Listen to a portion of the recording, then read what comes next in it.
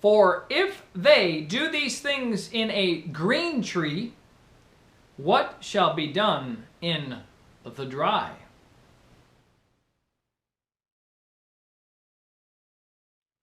And the whole multitude of them arose and led him unto Pilate. And they began to accuse him, saying, We found this fellow perverting the nation and forbidding to give tribute to Caesar, saying that he himself is Christ, a king. And Pilate asked him, saying, Art thou the king of the Jews? And he answered him and said, Thou sayest it. Then said Pilate to the chief priests and to the people, I find no fault in this man.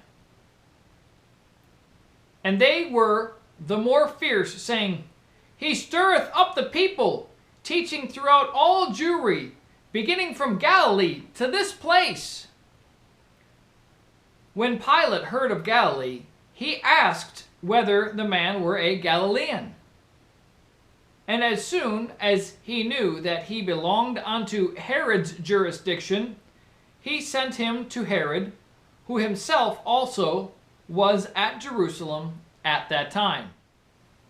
And when Herod saw Jesus, he was exceeding glad, for he was desirous to see him of a long season, because he had heard many things of him, and he hoped to have seen some miracle done by him. Then he questioned with him in many words, but he answered him nothing. And the chief priests and scribes stood and vehemently accused him. And Herod, with his men of war, set him at naught and mocked him, and arrayed him in a gorgeous robe, and sent him again to Pilate. And the same day Pilate and Herod were made friends together, for before they were at enmity between themselves.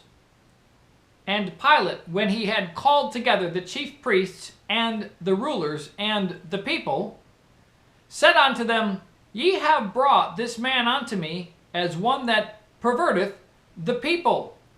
And behold, I, having examined him before you, have found no fault in this man, touching those things whereof ye accuse him. No, nor yet Herod, for I sent you to him. And lo, nothing worthy of death is done unto him. I will therefore chastise him and release him. For of necessity he must release one unto them at the feast. And they cried out all at once, saying, Away with this man, and release unto us Barabbas, who for a certain sedition made in the city, and for murder was cast into prison. Pilate, therefore, willing to release Jesus, spake again to them. But they cried, saying, Crucify him! Crucify him! And he said unto them the third time, Why? What evil hath he done? I have found no cause of death in him. I will therefore chastise him, and let him go. And they were instant with loud voices, requiring that he might be crucified. And the voices of them and of the chief priests prevailed. And Pilate gave sentence that it should be as they required. And he released unto them him that for sedition and murder was cast into prison, whom they had desired, but he delivered Jesus to their will. And as they led him away, they laid hold upon one Simon, a Cyrenian, coming out of the country, and on him they laid the cross, that he might bear it after Jesus. And there followed him a great company of people, and of women, which also bewailed and lamented him. But Jesus, turning unto them, said, Daughters of Jerusalem, weep not for me, but weep for yourselves and for your children.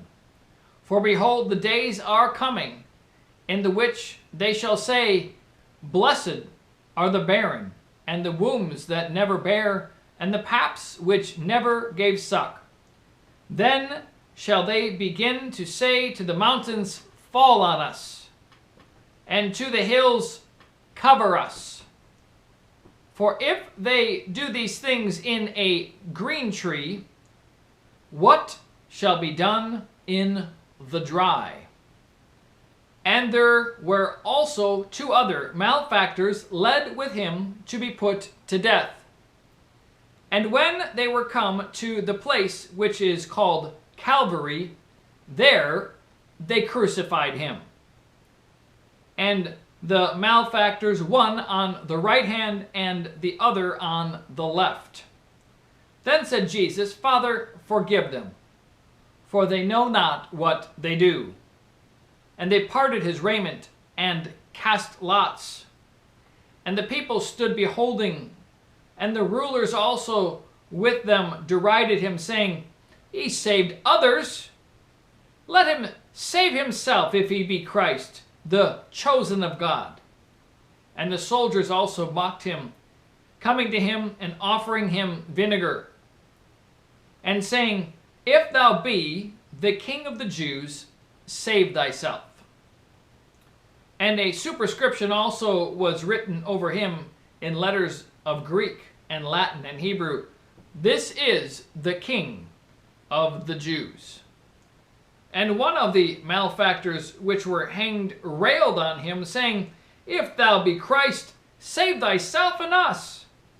But the other answering rebuked him, saying, Dost not thou fear God, seeing thou art in the same condemnation? And we indeed justly, for we receive the due reward of our deeds, but this man hath done nothing amiss. And he said unto Jesus, Lord, remember me when thou comest into thy kingdom. And Jesus said unto him, Verily I say unto thee, today shalt thou be with me in paradise. And it was about the 6th hour, and there was a darkness over all the earth until the 9th hour. And the sun was darkened, and the veil of the temple was rent in the midst. And when Jesus had cried with a loud voice, he said, Father, into thy hands I commend my spirit. And having said thus, he gave up the ghost. Now when the centurion saw what was done, he glorified God, saying, Certainly this was a righteous man. And all the people that came together to that sight, beholding the things which were done, smote their breasts and returned. And all his acquaintance and the women that followed him from Galilee stood afar off, beholding these things.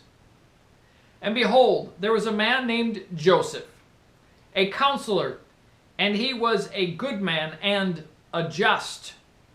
The same had not consented to the counsel and deed of them. He was of Arimathea, a city of the Jews, who also himself waited for the kingdom of God. This man went unto Pilate and begged the body of Jesus. And he took it down and wrapped it in linen and laid it in a sepulchre that was hewn in stone, wherein never man before was laid. And that day was the preparation, and the Sabbath drew on. And the women also which came with him from Galilee followed after, and beheld the sepulchre, and how his body was laid. And they returned, and prepared spices and ointments, and rested the Sabbath day according to the commandment.